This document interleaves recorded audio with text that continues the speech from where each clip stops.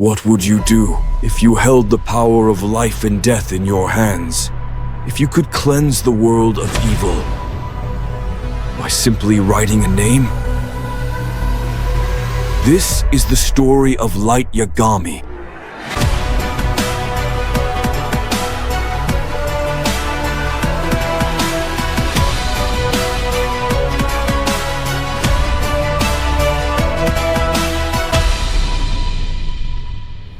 Light Yagami, brilliant student who decided to play God, and in doing so, became the very monster he sought to destroy. The model student, the perfect son, the genius trapped in a cage of mundane reality. He is, in every sense, the perfect prisoner of a society he sees as corrupt and unjust. The arrival of the Death Note isn't just a discovery, it's a key. It's the tool that unlocks his God-sized ambition and gives a name to his deepest, most hidden desire, the hunger for meaning, for control, for a purpose that transcends an ordinary life. This is where Light Yagami dies and Kira is born. Watch his transformation. It's a masterclass in moral decay. He starts with a goal we can almost understand: eliminate the worst of humanity. But power corrupts, and absolute power corrupts absolutely. First red flag, when he kills the FBI agent pursuing him. This isn't about justice anymore. It's about self-preservation. It's about winning. And this brings him face to face with his perfect opposite,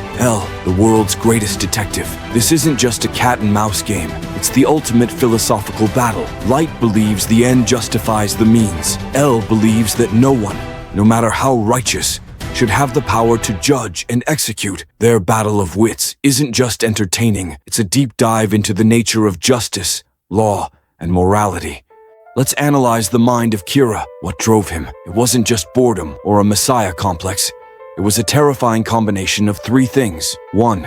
Intellectual arrogance. Light believed, to his core, that he was smarter than everyone else. This arrogance allowed him to see human lives as pawns on a chessboard. 2. A utilitarian nightmare. He adopted a twisted form of utilitarianism, the belief that sacrificing a few, like the FBI agents, is justified if it saves millions. The problem? He alone gets to define the greater good. 3. The addiction to power. The more he used the Death Note, the more he needed it. It became his identity. The boy who wanted to create a perfect world became a tyrant who would kill anyone who challenged his rule, including his own family. In the end, Light Yagami doesn't die a hero's death or a god's death. He dies a pathetic, desperate, and utterly human death. The tragedy of Light Yagami isn't that he failed. The tragedy is that he succeeded in becoming a god, but lost his soul in the process. He is a dark mirror, held up to our own desires for order, control, and justice in a chaotic world. He forces us to ask,